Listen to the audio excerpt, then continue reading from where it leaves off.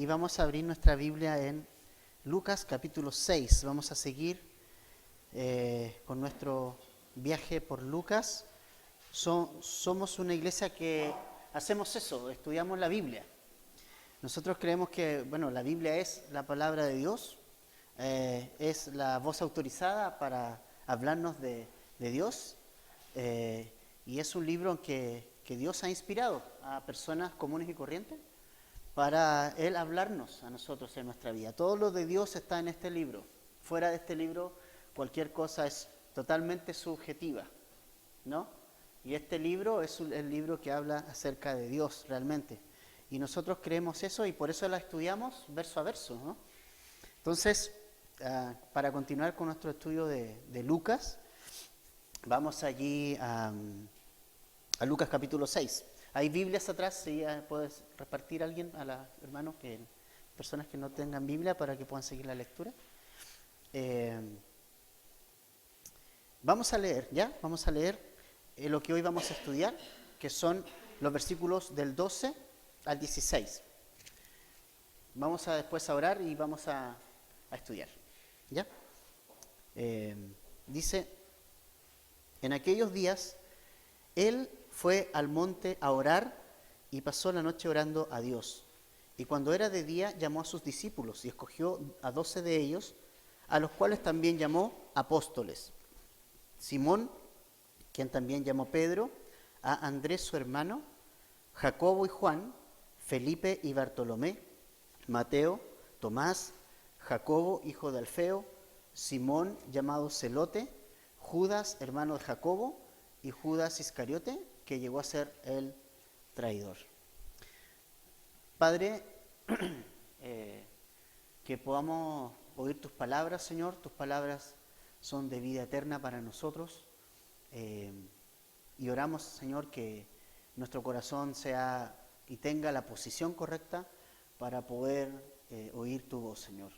Tú quieres salvar a este mundo, Señor. Tú nos has salvado a nosotros y en tu Hijo Jesús hay esperanza para nosotros, Señor. En Él tenemos puesto toda nuestra fe, confianza y esperanza, Señor.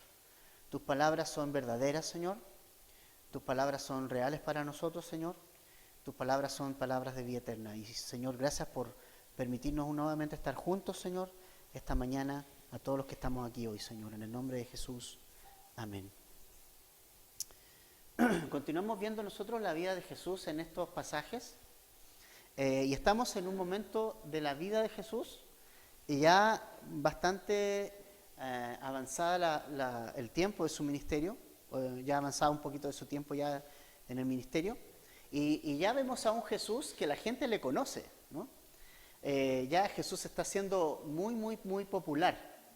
O sea, ya no se puede pasear entre las personas y entre la gente de alguna manera, digamos, sin que la gente lo conozca, ¿no? Ya Jesús ya es conocido. Entonces ya llega a una ciudad, llega a un lugar y ya la gente ya lo conoce. Eso es interesante. Este es el punto del ministerio de Jesús, ya está en su popularidad en el tope máximo. Y lo hemos visto nosotros a Jesús enseñar, mostrando su poder, echando fuera demonios, sirviendo a la gente, pero también hemos visto que cada vez se han levantado con más fuerza detractores de Jesús.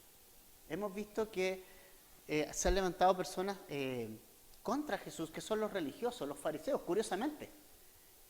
Mire qué interesante. Las personas que se levantaron contra el Hijo de Dios no fueron ateos. No fueron ateos. No fueron personas no creyentes en Dios. Las personas que se levantaron contra el Hijo de Dios, contra Jesús, el Hijo del Hombre, el Hijo de Dios, el Mesías prometido en el Antiguo Testamento, el Salvador, el Rey de Reyes, el Señor de Señores, las personas que se levantaron contra Él fueron religiosos. Así que la religión y tu religión poco tiene que ver en esto. No se trata de la religión. La religión persiguió a Jesús, que era el Hijo de Dios, que era enviado por Dios a ellos. Pero la religión ciega la vista de las personas. nosotros hemos visto los relatos en estos evangelios, lo que ellos hacían, cómo los religiosos andaban cerquita de Jesús, pero para puro criticar a Jesús. No recibieron a Jesús. Entonces la religión tapa la vista, tapa tu vista espiritual, no deja que tú veas la realidad de Jesús, de lo que es Jesús. Y Jesús está enfrentando todas estas cosas él. O sea, aparte de su popularidad, de que él ya la gente no le deja caminar, porque en realidad donde llega es como que llegar a un rockstar hoy día. Es como llegar a una ciudad y como que toda la gente, ahí viene Jesús, ahí viene Jesús. Él sana, vamos a él, vamos a él, vamos a él. ¿No? Entonces ya Jesús está muy agobiado, en una etapa de su ministerio muy agobiado, y ahora se le suman los religiosos que lo único que quieren es destruir el ministerio de Jesús, y ellos ya planificaron matar a Jesús. Ellos ya están planificando eso. Entonces, lo que ha estado haciendo Jesús es un ministerio muy intenso, una vida muy intensa, ¿no? Muy ocupada. No ocupada en cosas vanas, ¿no? Ocupado de hacer la voluntad de su Padre. Porque nunca olvidemos que Jesús vino a hacer la voluntad de su Padre, del Padre Celestial. Él vino a eso, ¿no? Y entonces, hoy vamos a nosotros en lo que acabamos de leer, en los versículos 12 al 16, vamos a ver uno de los hitos y de los acontecimientos más importantes que ocurrieron en el ministerio de Jesús. Perdón. Que es la elección de los discípulos, la elección de los apóstoles, de los 12, ¿no? Es muy interesante observar eso.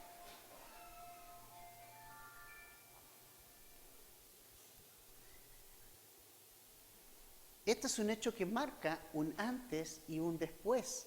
O sea, eso es un hito importante, histórico, para los discípulos. Y para Jesús, para su ministerio.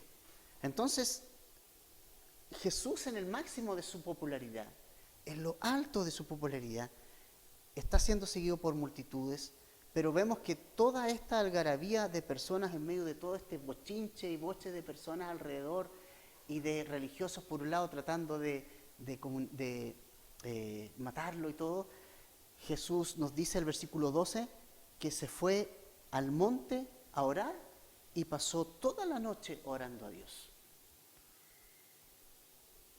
Fíjate lo que Jesús hace cuando está en medio de, podríamos decir, tanto agobiamiento, que no es un agobiamiento como el agobio de nosotros. ¿Cuáles son nuestros agobios? Muchas veces. Las cosas de este mundo. Las cosas de este mundo. Nosotros nos dejamos agobiar por las cosas de este mundo. No es el agobio que tiene Jesús, que es un agobio bueno, porque Él está haciendo la voluntad de su Padre. Es un agobio del ministerio propiamente tal. Él está haciendo la voluntad del Padre. Él está haciendo, hermanos, la voluntad de Dios. Muchas gracias, hermano. Él está cansado, sí, agotado, sí, pero Él está haciendo la voluntad del Padre, ¿se entiende? Nosotros nos agobiamos, pero a veces nos agobiamos de nuestras cosas carnales. Nos agobiamos de nuestro trabajo, le damos más importancia al trabajo de lo que realmente tiene. No trabajamos para vivir, vivimos para trabajar.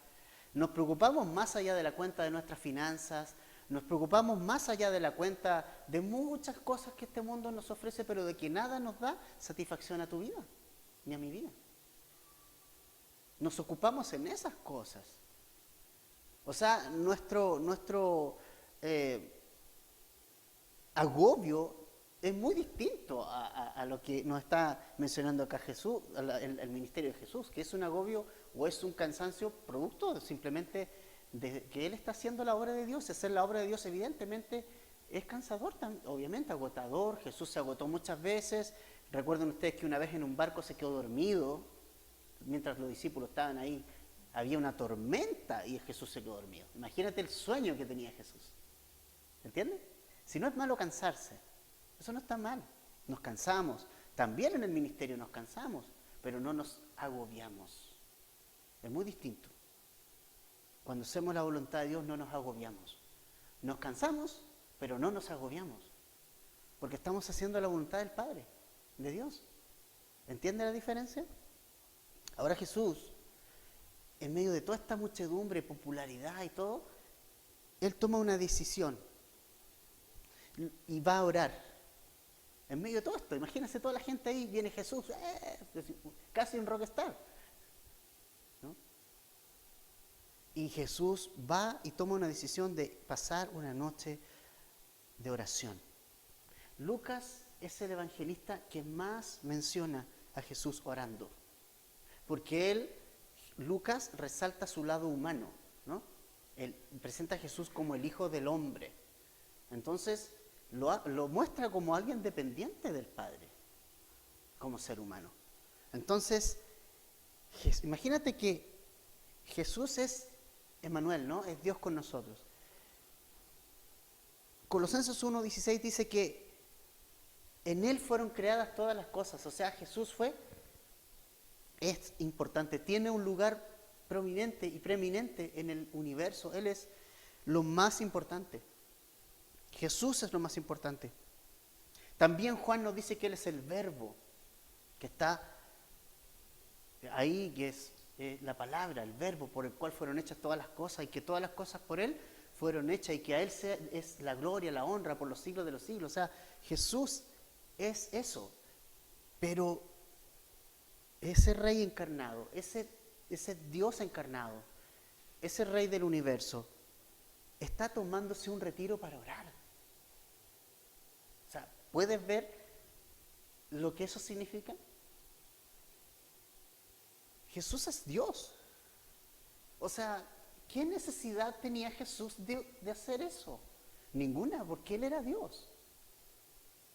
Pero Él nos está aquí mostrando a nosotros qué significa depender del Padre, qué significa depender de Dios. Y eso es muy interesante lo que nosotros vemos aquí. Jesús no se dejó llevar por la popularidad del momento. No se dejó llevar tampoco se tomó unas vacaciones porque estaba mucha multitud siguiéndolo, ¿no? No dijo, ¿sabes qué? Voy a tomar unas vacaciones, me voy a tomar un relajito ahí porque mucha gente me está siguiendo. Entonces, el descanso que yo necesito para mi cuerpo son unas vacaciones. Ahora, ojo con eso es un engaño. Es la enseñanza que Jesús nos está dando acá. Si tú piensas que vas a descansar tomándote vacaciones, créeme que tal vez físicamente vas a descansar. Sin duda. Pero Jesús nos está enseñando que por sobre el descanso físico, lo que va a traer descanso a tu corazón y a tu vida es un tiempo a solas con el Señor. No hay otra receta para hacer descansar tu vida en medio del agobiamiento. Si crees que mandándote a cambiar a la punta del cerro y tomar agua de manantial todas las mañanas te va a hacer descansar, no. Lo que te va a hacer descansar es un tiempo con tu Padre Celestial. En oración, en escuchando su palabra. Ese tiempo te va a hacer descansar. No nos perdamos, hermanos, no nos perdamos. No nos perdamos, enfoquémonos. Somos cristianos, somos discípulos de Jesús. Jesús no fue, voy a pegarme una vuelta al mar de Galilea y a tirarme un chapuzoncito y ahí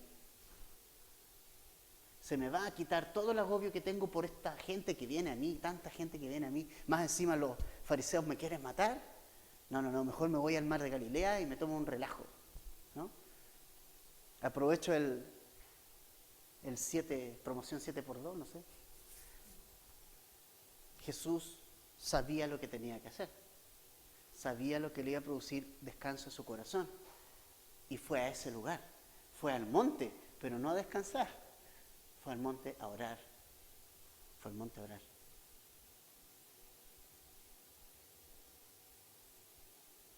Esa fue la reacción de Jesús ante la presión, ante el asedio de la gente.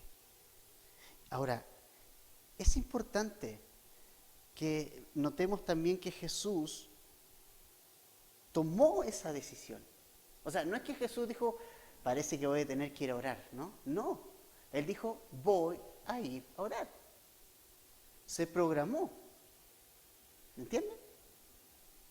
Se programó. Y sabes que es re triste porque a veces nuestros tiempos de oración son motivados por nuestros problemas. ¿Cuáles son nuestros tiempos de oración? Los alimentos. Ahí oramos, pero ahí oramos por los alimentos. Es casi una tradición más que una necesidad de orar. ¿Cuándo más oramos? A veces. Cuando algo nos va mal o nos pasa un problema. Ay, Señor, ahí estamos orando. Pero ¿cuándo programas tu tiempo de oración diario? ¿Cuál es tu hora de orar? ¿Cuál fue tu hora de orar hoy día? ¿Venías acá? Sí, está bien, pero en tu casa, si tu relación es en la casa. ¿Oraste hoy? ¿Te tomaste el tiempo en la mañana? Señor, voy a tu casa, voy a adorar, a escuchar tu palabra. Señor, prepara mi corazón. Háblame, hazme sensible. ¿Qué hiciste en la mañana? Hermano, esto es serio. El peor pecado es no orar. Créeme.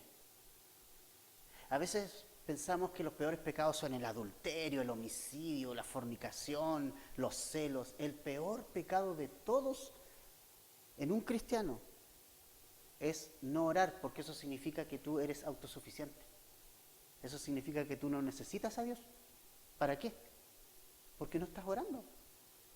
No estás hablando con tu Padre. Tú estás viviendo tu vida de manera independiente a Él. Pero mira a Jesús. ¿Eres discípulo de Jesús? ¿Somos discípulos de Jesús? Mira lo que está haciendo Jesús. Síguelo entonces. No me sigas a mí, estoy mostrándote lo que Jesús hizo. No es mi palabra, es lo que Jesús está haciendo. Y Él tomó una decisión de ir a orar. Y a veces nuestros tiempos de oración son solo cuando chocamos con un problema. ¿O no? Ay, me topé con este problema, ay, me acuerdo del Señor. Eso no es tener una relación con el Señor. Eso no es una relación con el Señor.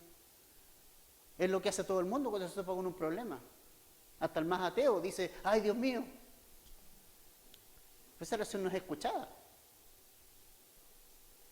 Es triste reconocerlo, pero muchas veces nuestras oraciones son motivadas por situaciones complejas que tenemos o dificultades y lo hacemos como reacción a una situación y no de una manera programada, como Jesús lo está haciendo, para conocer los planes que Dios tiene para mí, para experimentar una relación personal con nuestro Padre, ¿no? Sin la oración, hermanos, tú no puedes vivir, no puedes. Vas a morirte como cristiano, tarde o temprano, hoy día o en 4 meses más, o en 1 año más, o en 5 años más. Sin oración te mueres, te mueres. Es nuestra respiración. Y sin la Biblia también, porque es nuestra comida. Las dos cosas te van a matar si tú las dejas. Jesús está yendo al monte a orar porque así lo dispuso. No fue una cuestión fortuita. Si Jesús, el Hijo de Dios, hecho hombre, lleno del Espíritu Santo, recordemos que Jesús era lleno del Espíritu Santo, programó su tiempo para orar, ¿cuánto más necesitas tú y yo programar un tiempo para orar? ¿Te fijas? Cómo nuestra mente carnal nos juega malas pasadas de pensar que vamos a descansar, ay, tomándonos un relajo, ¿no? No es malo, no quiero que me entiendan mal, ¿ok? Sí. Muy rico es ir a la playa, pasar un tiempo ahí, estar ahí, pero nunca te va a traer descanso a tu corazón. Solo un tiempo con el Señor trae descanso a tu corazón. ¿Cómo enfrentamos nuestra vida acelerada? ¿No? ¿Agregándole más horas? No. Para que tú enfrentes tu vida acelerada, no le agregues más horas al día, agrégale oración a las 24 horas que tienes. Agrégale oración al tiempo que Dios te ha dado. Entiende algo, el tiempo tampoco es tuyo.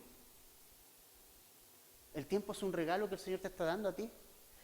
A veces uno dice, bueno, que el Señor no me ha dado dones, pero te ha dado cosas. Te dio el tiempo, ¿no? ¿O no? ¿Qué estás haciendo con el tiempo entonces? El Señor te va a pedir cuenta de cosas sencillas, simples. El Señor te da 24 horas en el día. ¿Para hacer qué? ¿Lo que yo quiero? ¿O para hacer qué? Para hacer lo que Dios quiere. Y Él te ha dado 24 horas. Mucho sueño te va a quitar tiempo, obviamente. Mucha pega también te va a quitar tiempo. Lo importante es priorizar y tener ese tiempo de oración. Jesús pasa una noche entera en oración, en un ministerio que ya Él estaba medio cansadito, extenuado. Pero el secreto para descansar no es dormir 24 horas. El secreto para descansar es tomar tiempo con el Señor. Ese tiempo te va a hacer descansar completamente. Ahora, otro detalle importante. Lo primero entonces, Jesús decide ir a orar, ¿no? Y va a orar. Segundo, Jesús va a escoger a sus 12 discípulos, por lo tanto necesita escoger. Entonces, también Jesús tiene que escuchar al Padre. Jesús podría haber elegido él solo a los 12, sin problema. Él era Dios. Este y este, ¿no? Pero nos está enseñando aquí el Señor Jesucristo la dependencia de su Padre. De cuánta dependencia tú y yo tenemos que tener de nuestro Padre Celestial. Y escuchar la voz también del Padre. ¿Sí? Oración es eso. Oración es todos sabemos que es una conversación con Dios, ¿cierto? Ahora, cuando tú conversas con tu amigo o amiga, o tu familiar de confianza, y tú le cuentas tus cosas, y tú le hablas todo el rato, ¿eso es un diálogo? ¿Es un diálogo cuando tú hablas solamente? No, ¿cierto? Un diálogo es cuando intervienen las dos personas. Tú hablas, pero también escuchas. Eso es un diálogo. De lo contrario, cuando habla solo una persona es un monólogo. La oración no es un monólogo.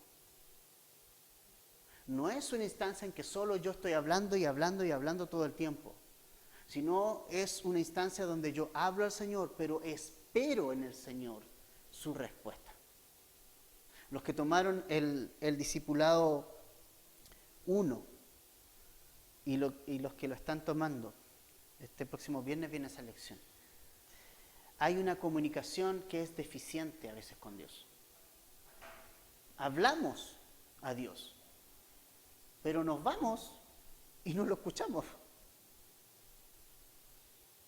Señor, gracias por este día que me diste, Señor, bendíceme, Señor, pum.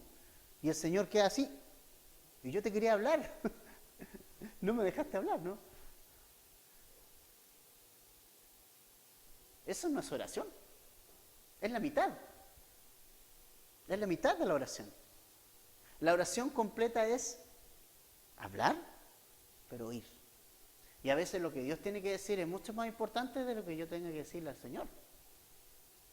Ahora, no es que el Señor nos va a hablar con voz audible, está su palabra. Tu plan de lectura, síguelo y el Señor te va a hablar. El Señor te va a hablar, te va a dar respuestas a tu vida, te va a guiar. Entonces, la oración no es simplemente hablar a Dios todo el tiempo. Jesús oró, pero también oyó a su Padre. Oír al Padre también es importante, tanto como hablar al Padre.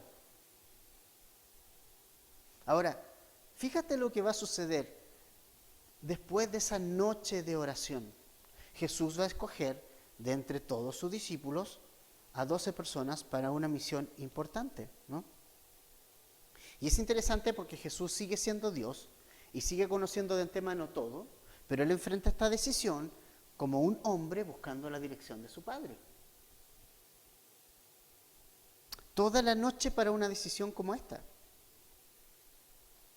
¿Te das cuenta? Las decisiones que tienes que tomar, cuán importante es que tú vayas al Señor y busques su voluntad. Qué importante es eso. Ahora, ese es otro tema también importante. Tienes que tomar decisiones. ¿Oraste ya por eso? ¿Leíste tu palabra en relación a lo que tú estás orando? ¿Estás recibiendo la respuesta del Señor?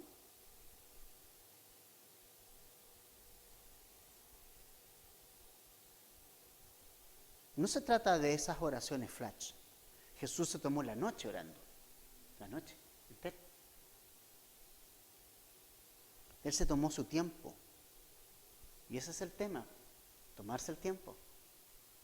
Tomarse el tiempo. Nadie lo va a hacer por ti. El mundo no va a darte el tiempo. Al contrario, Satanás y el mundo quiere que tú no tengas tiempo para orar, para leer, para un tiempo con el Señor. El mundo se va a encargar de eso. Y ha hecho una buena pega, ¿no? Pero ahora tú tienes que tomar una decisión.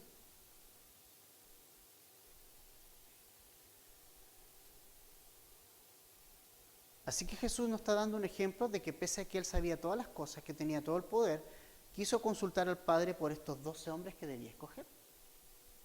¿Somos nosotros más sabios que Jesús? Yo creo que todos creemos que no. Entonces, ¿por qué seguimos tomando decisiones aparte del Señor y basadas en nuestra autosuficiencia?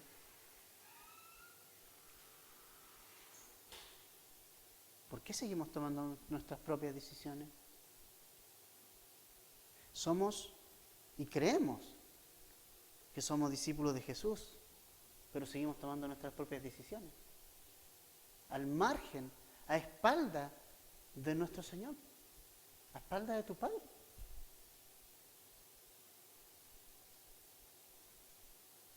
¿Por qué? Porque sigues en eso. Jesús no escogió y luego oró, como hacemos nosotros. Nosotros tomamos la decisión. Esto voy a hacer este año. Y después oramos. Y después tenemos que cosechar nuestra propia responsabilidad de haber hecho algo que es de nosotros. Jesús nos está enseñando, primero oro y después decido. Primero oro, escucho al Señor y después hago lo que el Señor me está diciendo que haga. Ese es el principio. No voy a hacer esto y después oro. Señor, bendice mis planes. ¿De verdad? O Señor, dame tus planes. ¿Cómo es la cuestión? ¿Queremos nuestros planes o los planes del Señor? ¿Hemos hecho los planes nosotros o esperamos los planes del Señor? ¿Cómo es la cosa? Cuando decimos, Señor, bendice mis planes, estoy diciendo algo que es imposible. El Señor no asegura bendecir tus planes. El Señor va a bendecir sus planes. El Señor va a estar contigo cuando tú sigas sus planes. Cuando puedas oír su voz y su palabra. A todos les gusta ese pasaje de Josué que dice, esfuérzate y sé valiente. Una persona escribió eso una vez ahí, esfuérzate, sé valiente, yo estaré contigo. Pero hay una salvedad. Ese pasaje tiene una condición.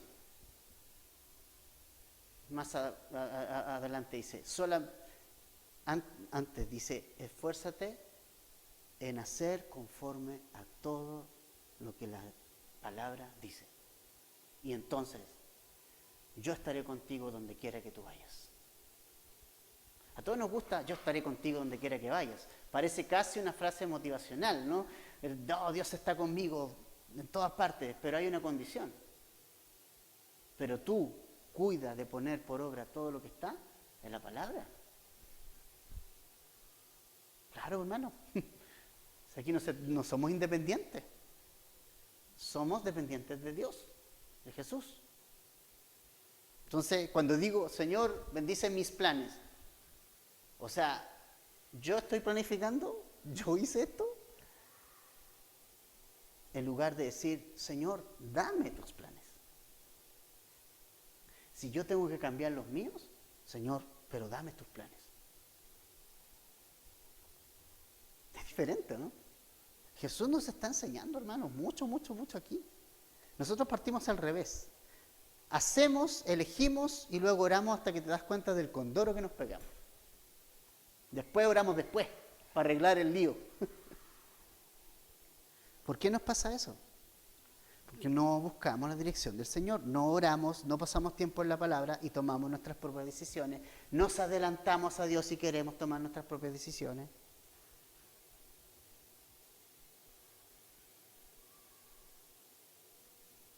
Ay, es que me quiero casar. Ok, pero ¿es porque el Señor te está guiando a eso?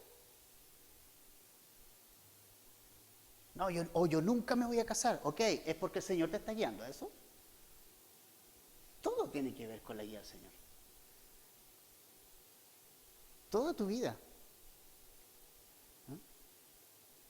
Entonces, hermanos, tenemos mucha enseñanza acá de nuestro Señor Jesucristo en este tiempo de oración que Él tiene. Imagínate que Él tuvo este tiempo de oración una noche entera. ¿No la necesitaremos nosotros? ¿No necesitaremos nosotros estos tiempos de oración? Prolongados, no digo, Señor, gracias por los alimentos, amén. No, un tiempo de oración, de buscar la dirección para tu vida. Necesitas conectarte con el Señor, necesitas estar en el Señor, necesitas oración. Si no oras, te mueres. Te mueres. Tienes los días contados como cristiano si no oras. Te vas abajo. El cristiano de rodillas avanza. No con nuestra fuerza, no con nuestro ñeque. Jesús era todopoderoso y podría haber dicho, voy a seguir sanando, voy a seguir con esta multitud, yo me las puedo, ¿no? No dijo así Jesús. Jesús dijo, no, necesito ir al monte, necesito parar, ir al monte y orar a mi Padre. Eso dijo Jesús. Jesús no dijo, yo puedo, no, yo puedo. Los discípulos, después en el libro de los Hechos, tampoco dijeron, yo puedo. Uno dijo, yo puedo, antes de Jesús, antes de Hechos, Pedro. Pedro dijo, yo puedo, yo no te voy a negar, Señor. Y no dudo de su sinceridad, porque Pedro fue sincero. Pedro amaba al Señor, lo amaba pero a concho. Y él estaba seguro de que él podía pasar esa prueba y no negar al Señor. Pero bastó un niñito chiquitito ahí, una niñita que dijo, ¿dónde vais con él? Listo. Sería todo. Volteó Pedro. Una situación chiquitita te voltea para que te des cuenta que tú no puedes. Para que te des cuenta que necesitas la dirección de tu Padre Celestial, necesitas al Señor, necesitas orar, necesitas la palabra, lo necesitas. Lo necesitamos. Necesitamos depender del Señor. Segundo lugar, Jesús va a escoger a estos 12 apóstoles. Jesús baja ya de día, dice el verso 13, que cuando era de día llamó a sus discípulos eran un gran grupo de personas, no eran los 12, ¿ya? Dice, y llamó a sus discípulos, muchas personas que lo seguían, pero desde ese grupo de personas que lo seguían, Él escogió a 12 para una misión especial. de un grupo de discípulos. No especifica el número, pero tuvo que haber sido bastante número, bastantes personas que lo seguían. De ese número de discípulos, Él escoge a 12 con una misión especial, a quienes llamó apóstoles, ¿no? Ahora, ¿por qué Jesús escoge a 12? Es como, ¿por qué 12? Bueno, en la Biblia vemos casos muy importantes respecto a esto. O sea, vemos el número 12 en toda la Biblia. Solo algunos casos, por ejemplo. ¿Cuántos eran los hijos de Jacob? Lo vimos en Génesis, 12. Que fueron los que después le dieron el nombre a cada tribu de Israel, ¿no? 12. Por ende, las 12 tribus de Israel son 12. Los 12 espías que fueron enviados hacia la tierra prometida por Moisés, ¿no? ¿Se acuerdan? 12 espías, entre ellos Josué y Caleb, que fueron los únicos dos que trajeron un informe positivo. Las 12 piedras conmemorativas en Josué cuando entraron a la tierra. Las 12 piedras del altar de Elías a Dios. En el Nuevo Testamento tenemos los 12 apóstoles. En el Apocalipsis tenemos los 24 ancianos sobre los 24 tronos, es decir, 12, 12. Tenemos también los 144.000 sellados, que son 12 por 12.000. No sé si se había dado cuenta de eso. Las 12 piedras que sostendrán la nueva Jerusalén, en Apocalipsis capítulo 21, 14. Y en ella dice que van a estar los nombres de los 12 apóstoles. Y ahí está la explicación. Ahí está la explicación. ¿Por qué 12? Simplemente porque venían 12 tribus de Israel y el número 12 es un número que simboliza la perfección en cuanto al reino o un gobierno, ¿no? Será perfecto esta nueva Jerusalén. Ahora, Jesús hizo una promesa a estos 12 discípulos aquí. En Mateo 19, 28. En Mateo 19, 28 va a aparecer ahí en la pantalla. Jesús les da una promesa a estos 12 que es bien interesante. Dice, y Jesús les dijo, de cierto os digo, que la regeneración, ahí está, ¿no? ¿Es el pasaje, no? Sí.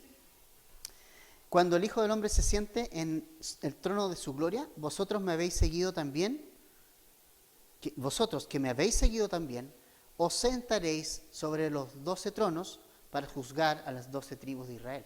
O sea, realmente, bueno, ellos van a tener un gran privilegio, estos 12 apóstoles. Ellos, pero apóstol, ¿qué significa? ¿Qué es un apóstol? Es una persona, dice, es el griego apóstolos, que significa alguien enviado con un mensaje y con una comisión especial. Es una especie de embajador. El embajador es enviado por el presidente, ¿cierto?, a un país extranjero, y ese embajador es el representante oficial de esa nación en tierra extranjera. O sea, el apóstol era un representante de Jesús, cuando Jesús ya no esté. No está Jesús, pero Jesús iba a enviar el Espíritu Santo y el Espíritu Santo iba a usar estos apóstoles, estos enviados. Un apóstol en el sentido técnico hoy día en el mundo no hay. Porque nos dice el libro de los Hechos cuando tienen que reemplazar a Judas. Pedro dice que el que tienen que escoger tiene que ser alguien que haya estado con ellos desde el principio, que haya estado presente en el ministerio del Señor. O sea, que lo haya visto, que haya visto a Jesús y haya recibido directamente de Jesús sus enseñanzas. Que también dice que haya sido testigo de su resurrección. O sea, que lo haya visto resucitado. Entonces, bajo esa, podríamos decir, lupa, apóstoles en el estricto sentido de la palabra no hay hoy con nosotros. Así que si alguien se pasea por ahí mencionando que es el apóstol de estos tiempos y no sé qué cosa, no le crea, ¿no? Sí hay mensajeros especiales, eso es algo que sí hay en nuestros tiempos. Gente, hermanos y pastores que pueden tener una palabra de profecía para nuestros tiempos, ¿no? Y que el Señor los usa en nuestros tiempos, como de una manera bastante fuerte y potente, ¿no? Pero en el estricto rigor no los hay. Ellos son como embajadores, representantes de Jesús con una comisión y una misión especial, que es llevar a Jesús al mundo entero, ¿no? O sea, una misión tremendamente importante. Imagínate, tú estuvieras a cargo de escoger 12 personas para que sigan tu legado, por decirte algo, ¿no? Ya, yo quiero escoger a 12 personas para que vengan y sigan mi legado, o si tienes una empresa y quieres que alguien continúe con esta empresa, entonces tú dices, yo voy a escoger a 12 personas para esto. ¿A quién escogeríamos? A los mejores. Pediríamos su currículum, pediríamos, ¿sí o no? Porque se van a hacer cargo de algo que es importante, ¿no? Yo quiero escoger a estos 12 personas, pero tienen que llegarme los currículums primero, ya, vamos. Y empezamos a ver los currículums, su hoja de vida y todo esto, lo otro, ¿no? Pero si tú te das cuenta, los hombres que Jesús va a escoger no son justamente los mejores del mundo. O sea, Jesús no se fue por ese lado. No se fue por ese lado. Estos 12 hombres no son ningún tipo de... Yo creo que no figurarían en ningún ranking de los hombres más influyentes de los últimos tiempos. O sea, jamás. Jamás. ¿No? Si tú quieres contratar a alguien para que siga un mensaje y lo lleve a todo el mundo, ¿a quién vas a contratar? Alguien que sea capaz, fuerte, que tenga oratoria y maneje el vocabulario, sea persuasivo, que sea aquí, que tenga esas características. Pero Jesús dice, no, yo no necesito a esa gente. Y llama a estos 12 que entre todos no hacían, eran personas normales. Solo uno sale un poco de la línea de los hombres comunes y corrientes que eran, que tenía un poco más de capacidad. Y curiosamente, fue el que entregó al Señor. Judas. Si tú hubieras enviado la lista a una empresa que pueda entre 100 o 1000 postulantes elegir a 12 para seguir y llevar el mensaje de Jesús a este mundo, del Hijo de Dios, probablemente en esa selección el único que hubiera quedado para las finales era Judas. Porque él tenía capacidades físicas, mentales, intelectuales, era un hombre pensativo, un hombre muy audaz, muy ambicioso, pero fue el peor de todos. Jesús escogió no en base a la mirada humana. ¿Cómo escoge Dios a sus discípulos? Vamos a 1 Corintios capítulo 1, versos 26 al 29. 1 Corintios están los 4 evangelios, luego está el libro de los Hechos y luego está 1 Corintios. Está Mateo, Marcos, Lucas, Juan, Hechos, 1 Corintios. Capítulo 1, versos 26 al 29. También lo vamos a poner ahí en el proyector para que tú lo puedas también leer.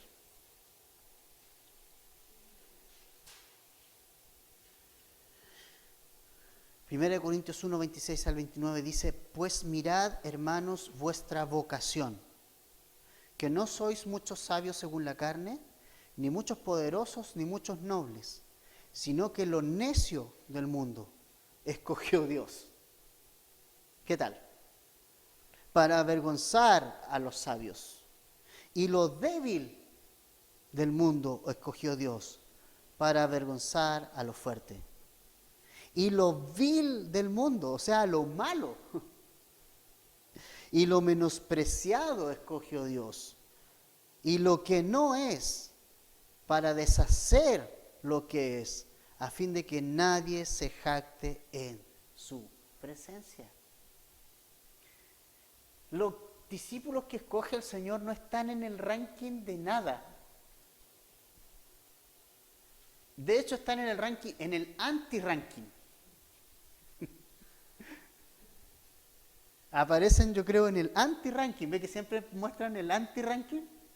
De lo peor, ahí estamos nosotros. Ahí están estos 12 apóstoles. Dios, hermanos, no llama a los capacitados. Dios capacita a los llamados. Él te llama. No porque sea bacán, tengan las cualidades que tengan. No, te llama justamente porque Él quiere usarte. Quiere usarlo vil. Ahora, ¿cuáles son esos 12? Vamos a ir, con esto vamos a terminar, vamos a revisar estos 12. Un poco de lo que cada uno es. Mira lo que dice el 14, verso 14. Simón, a quien también llamó Pedro, el primero de la lista. Un líder, sin duda. Un líder. O sea, Pedro era como el vocero oficial de los apóstoles. Él iba a hablar con el Señor. Los demás iban donde Pedro. Pedro tenía mucho poder persuasivo. Él era un líder innato, tosco y hablaba más de la cuenta, ya sabemos.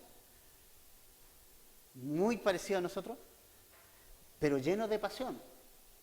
Amaba a Jesús, nunca hablemos más, amaba a Jesús. Pero era un pescador de Capernaum. Él viene de Betsaida, vivió en Capernaum también. Y un hombre que con sus ripios, todos sabemos su carácter fuerte, rudo. Y fue uno de los discípulos, fíjense ustedes, que formó el círculo íntimo de Jesús. Jesús tuvo un círculo íntimo. O sea, discípulos más cercanos, por decirlo de alguna manera, ¿ya? Entre esos estaba Pedro, entre este grupo, ¿ya? Junto a Juan y a Jacobo.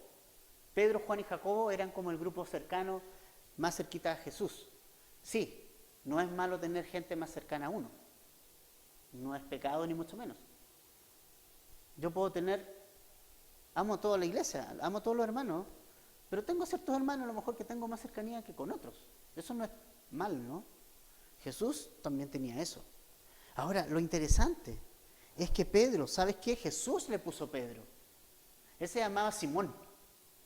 ¿Y sabes lo que significa Pedro? Piedra, pero piedra chica. ¿Oye? Se creía tan duro, pero chocó con la roca. Chocó con Cristo. Y esa roca que es Cristo transformó su vida completamente. Pedro nunca fue allá después mismo y con el Espíritu Santo en Hechos capítulo 2 se pegó un mensaje Pedro. Ese Pedro cobarde que huyó de un niño y que negó al Señor, después del Espíritu Santo se transformó en uno valiente que se levantó y con su mensaje de la palabra del Señor se convirtieron 3.000 personas al Señor. Luego de que el Espíritu Santo viniera sobre su vida, lo llenara. O sea, aquí lo está llamando y era una piedrita nomás, con todo su ripio. Pero mira lo que hace el Señor en el camino, en el trayecto. ¿Sabes qué, hermano? Si Jesús transforma tu vida, cambia tu vida, no va a ser nada igual. Si tú te pones en sus manos, sí. Y tomas en cuenta lo que acabamos de ver hacia arriba. Si tienes tus tiempos de oración, si escuchas su palabra, el Señor te va a ir transformando tu mente, tu corazón. Entonces, Dios va a trabajar en esta piedrita y va a hacer que su vida esté fundada en la roca, que es Jesús. Segundo que está ahí, Andrés. Andrés es hermano de Pedro y también es pescador. Es muy interesante notar que el que llevó a Pedro, curiosamente, a Jesús, fue Andrés. Eso lo vemos en Juan capítulo 1, versos 40 al 42. ¿Se está anotando? Juan 1, 40 al 42. Allí vemos que Andrés, hermano de Pedro, él es hermano de Pedro, pescador también, fue quien presenta a Pedro a Jesús. O sea, si no hubiera habido un Andrés, no hubiera existido un Pedro para Jesús. Mira lo importante de llevar a una persona a Jesús. O sea, si nosotros llevamos a una persona a Jesús, tal vez esa persona sea usada y más que nosotros. Andrés no tuvo drama con eso. Andrés no tuvo drama en que Pedro fuera usado más que él, ¿no? Que era su hermano, po. Y típico como en los hermanos hay esa cosa así como, ¡ah! ¿No? No, ¿y por qué Pedro? Mira, Pedro fue usado más que mí. No, Andrés nunca se puso mala onda con eso. Él simplemente le presentó a Jesús a Pedro. ¿Te imaginas? Qué importante el ministerio de Andrés. A Andrés no le importó estar en segundo plano. Su gozo fue ver que su hermano conoció al Señor. Jacobo, el tercero, dice que hay dos Jacobos. Uno que se llama el mayor, que es este que se menciona aquí, y luego el menor que se menciona más adelante. Le decían así tal vez por el tema de la edad. Jacobo el mayor era más viejito. Este es hermano de Juan. También es pescador. Y es interesante porque este Jacobo fue el primero de los apóstoles en morir como mártir de la fe. El primer apóstol, no discípulo, apóstol, porque el primer mártir de la fe fue Esteban. Pero el primer apóstol de los 12, que fue asesinado por su fe en manos de Herodes, fue Jacobo el Grande. Eso está en Hechos 12, 1 y 2. También es integrante del círculo más íntimo del Señor. El tercero es Juan. Perdón, el cuarto ya, ¿no? Sí, Pedro, Andrés, Jacobo y Juan. También pescador. Es hermano de Jacobo el mayor. Fue llamado por Jesús junto a su hermano. ¿Sabes cómo le puso Jesús a Juan y su hermano?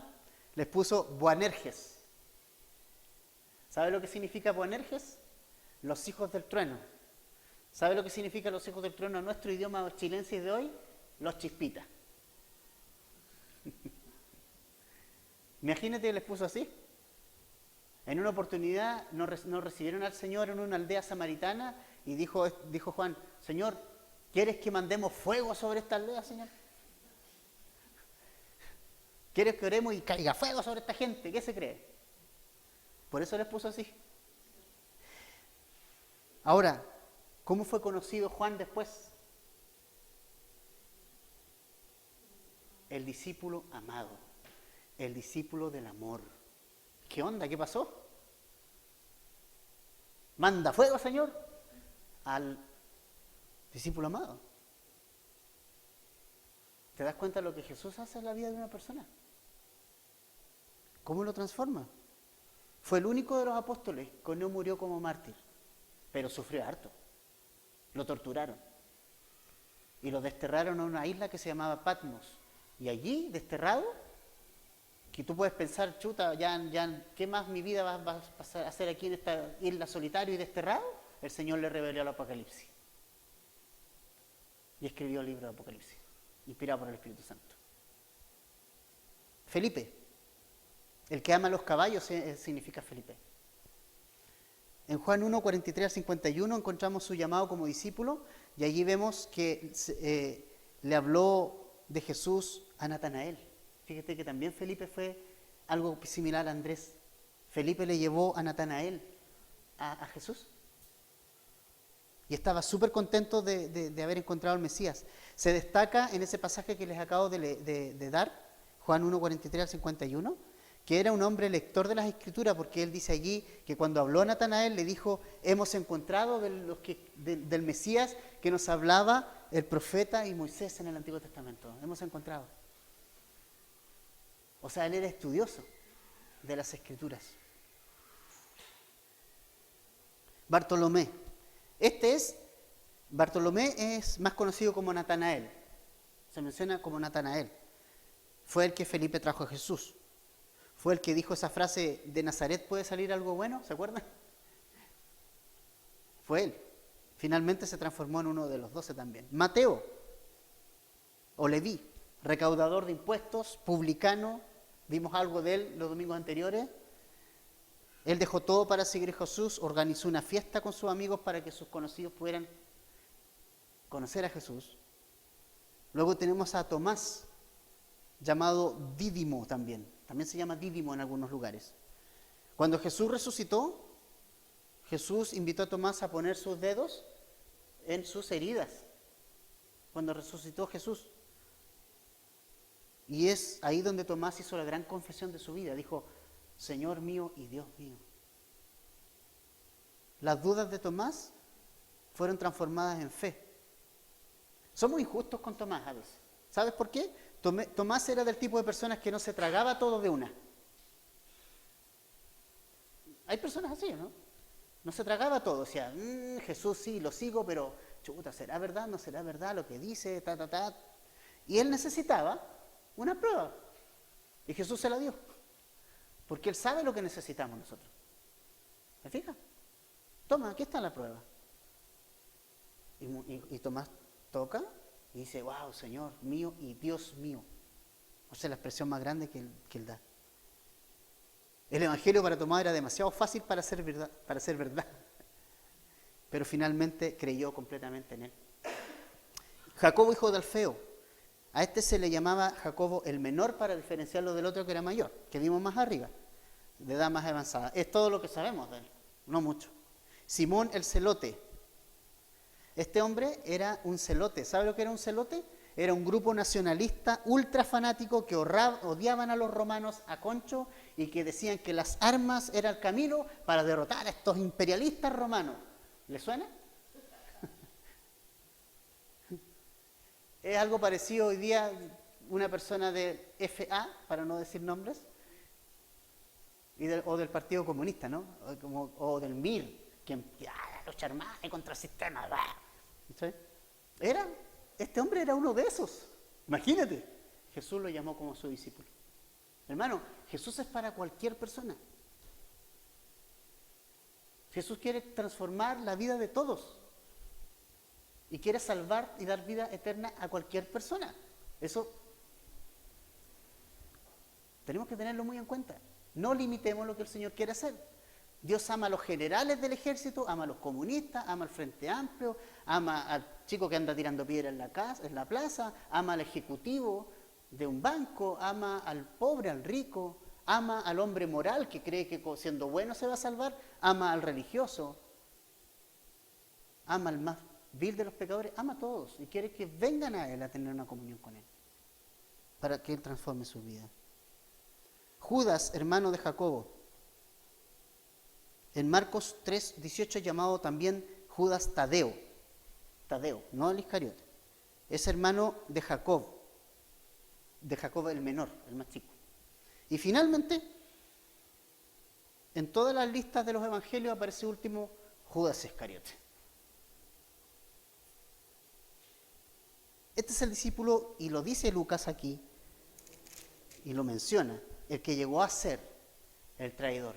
Y me llama la atención eso, ¿sabe? Porque dice, llegó a ser. Es decir, hermano, Judas tuvo las mismas oportunidades que los demás 11. Escuchó el mismo mensaje que los demás 11. Tuvo el mismo maestro que los demás 11. Vio los mismos milagros que los demás 11. Pero ¿qué pasó con su corazón? Él decidió en su corazón rebelarse. Tú puedes tener al mejor maestro adelante enseñándote de la palabra. Puedes tener a Jesús enfrente. Pero tu corazón es el problema.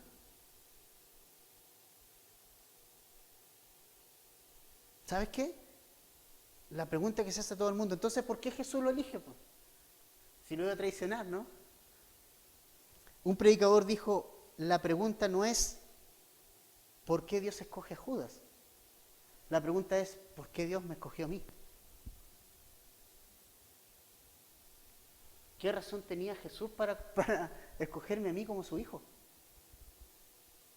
Siendo tan fomes como somos. ¿Por qué Dios me escogió a mí? ¿Por qué Dios te escogió a ti? Esa es la pregunta. Dios les da oportunidad a toda la gente.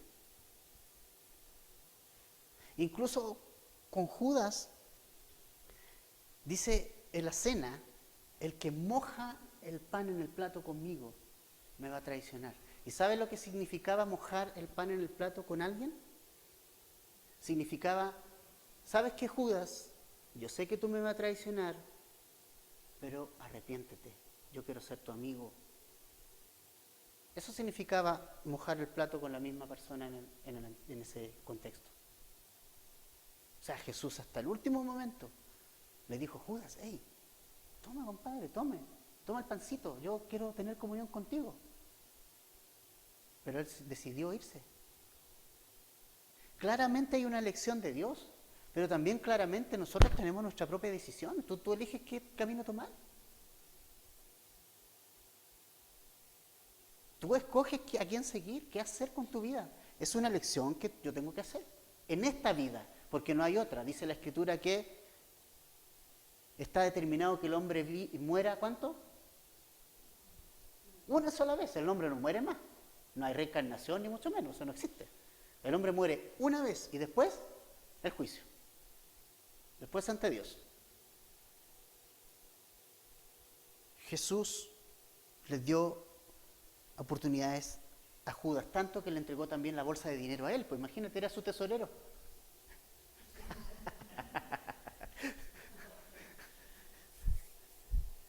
Le tuvo esa confianza.